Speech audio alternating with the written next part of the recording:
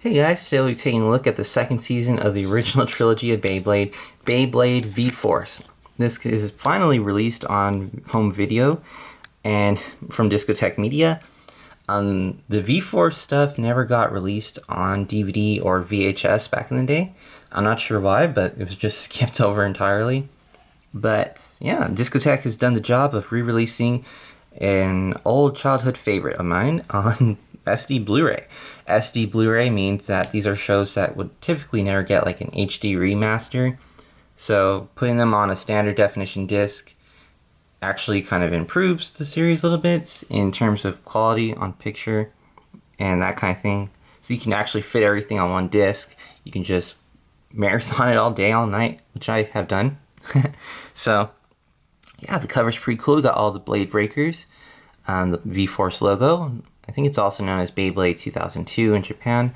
But yeah, here's Tyson. You got Max, Kai, Ray, Kenny. And right off the bat, when I watched these episodes premiere on ABCFamily, one of the first things I saw was a preview for this right after the first season. And they looked cuter than they did in the first season. I know it's kind of funny to say, but you know, here's the first season.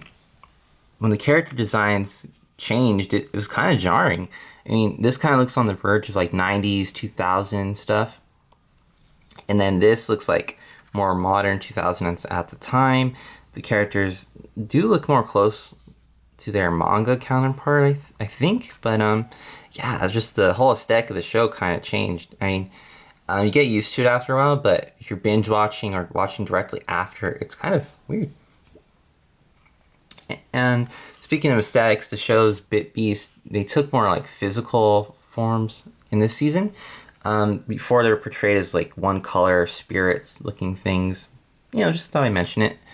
But yeah, here's the spine. You got Tyson up there, the V-Force logo, Discotek Media's Eastern Star thing. On the back here it says, "Let it rip." And you got Tyson, you got Kai, Wyatt. Wyatt was a character that kind of idolized Kai.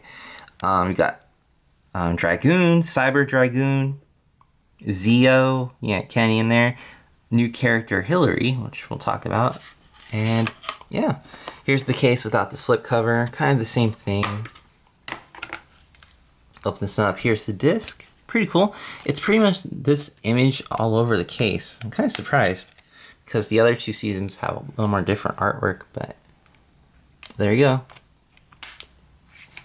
Alright, so Beyblade V-Force.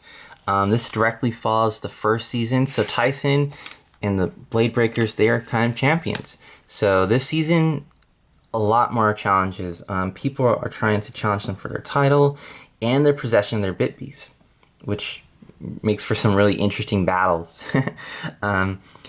New characters that are introduced in this season is Hillary. Hillary is this girl right here, you guys can see.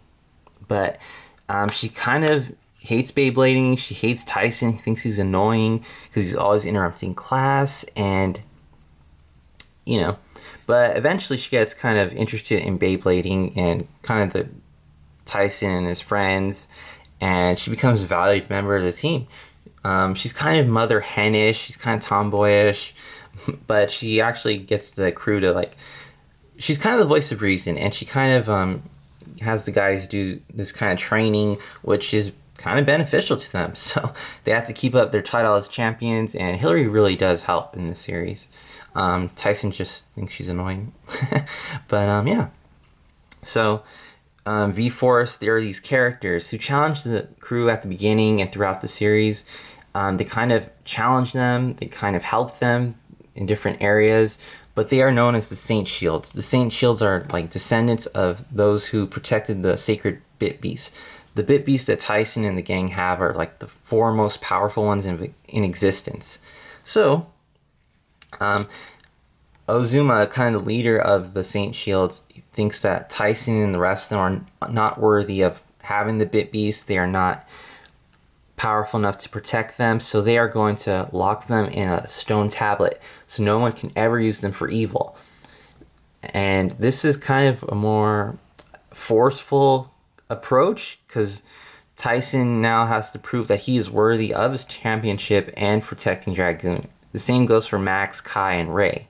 So they face challenges with these characters, and some of the best battles come from these characters, and they're really fun.